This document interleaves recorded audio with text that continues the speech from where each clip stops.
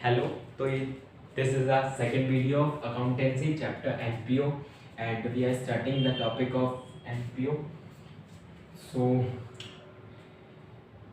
सबसे पहले फर्स्ट हम लोग डिस्कस करेंगे NPO की कुछ टर्म्स। आपको याद हो तो NPO प्रॉफिट के लिए काम नहीं करता, हम ये पहले ही डिस्कस कर चुके हैं। अब प्रॉफिट के लिए काम नहीं करता तो एनपीओ चलता कैसे है? एनपीओ के अंदर फंड्स होते हैं, है ना। फंड्स कौन कौन से होते हैं? फंड्स की वजह से एनपीओ रन करता है, चलता है। फंड्स होते हैं एंट्रेंस फी,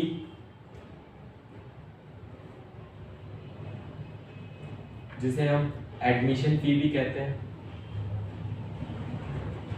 एडमिशन फी भी कहते हैं। एंट्रेंस और एडमिशन फी होती क्या है?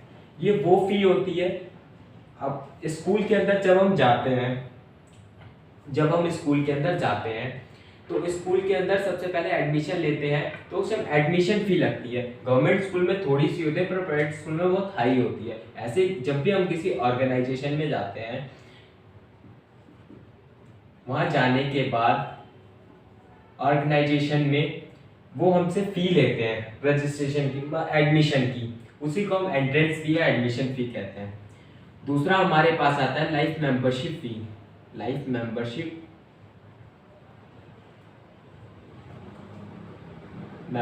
फी, लाइफ मेंबरशिप फी वो होती है जो कि एक ही बार पे की जाती है, एक लाइबिलिटी होती है जो कि बैलेंस शीट में शो की जाती है। लाइफ मेंबरशिप फी एक ही बार दी जाती है। कोई मेंबर जो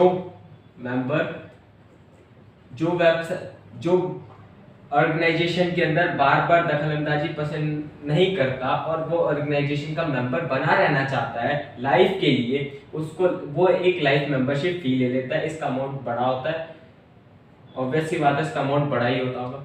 इसके बाद हमारे पास आता है वो है स्पेशल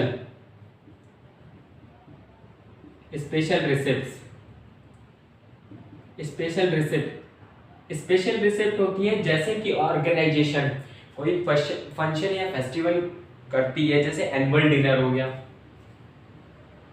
एनुअल डिनर के लिए ऑर्गेनाइजेशन सभी मेंबर को कहेगी सब अब थोड़े थोड़े पैसे मिलाओ, तो ये एनुअल डिनर अकाउंट के नाम से एक नया अकाउंट बन जाएगा।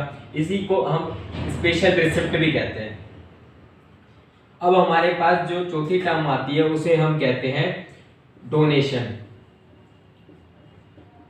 डोनेशन जो डोनर होता है वो उसके देने के डोनेशन दो तरीके होते हैं। एक तो होता है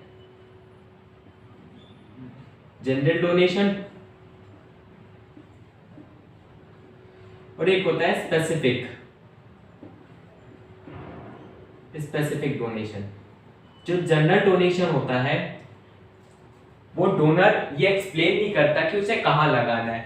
जो ऑर्गेनाइजेशन होता है उसके सारे मेंबर मिलकर के ये तय करते हैं कि जनरल डोनेशन को हम कहां यूज करें।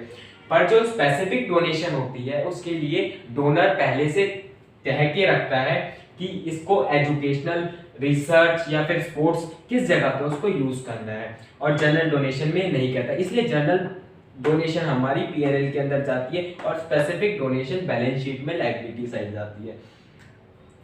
अब हमारे पास जो पांचवी टर्म आती है उसे हम कहते हैं सब्सक्रिप्शन। जो सब्सक्रिप्शन होता है वो मंथली हो सकता है, हाफ ईयरली हो सकता है, ईयरली हो सकता है। जो सब्सक्रिप्शन होता है वो हर मेंबर को पे करना पड़ता है। जैसे हमें ट्यूशन की फी हर मंथ पे करनी होती है, उसी तरह मेंबर्स को सब्सक्रिप्शन पे करना होता है मंथली बेसिस पे, हाफ ईयरली और ईयरली बेसिस पे। ये इनकम होती है।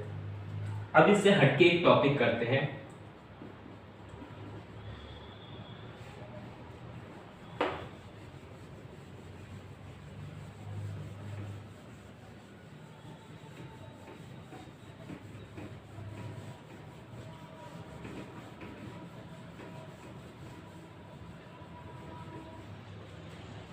सबसे पहला हमारे पास आता है रिवेन्यू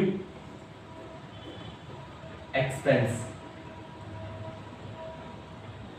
और एक आता है कैपिटल एक्सपेंडिचर।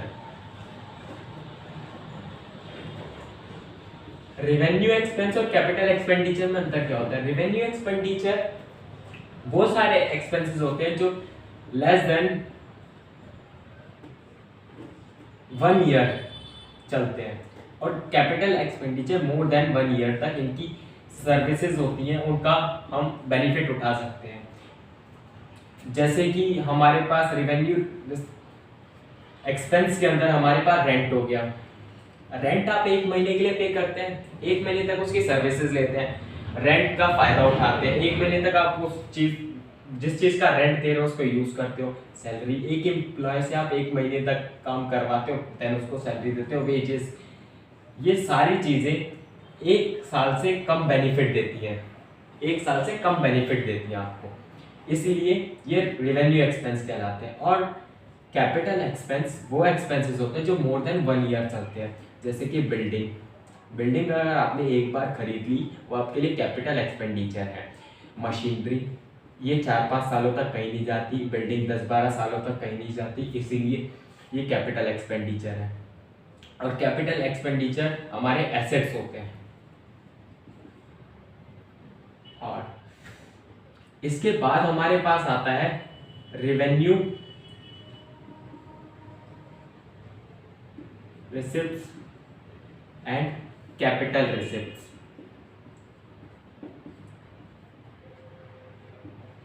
कैपिटल रिसिप्ट, जो रेवेन्यू रिसिप्ट होती है वो हमारे लिए इनकम होती है।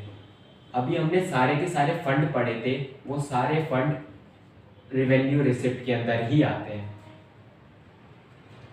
जैसे कि डोनेशन, ठीक है,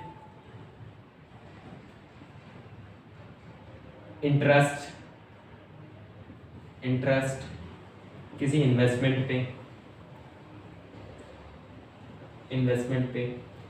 सब्सक्रिप्शन,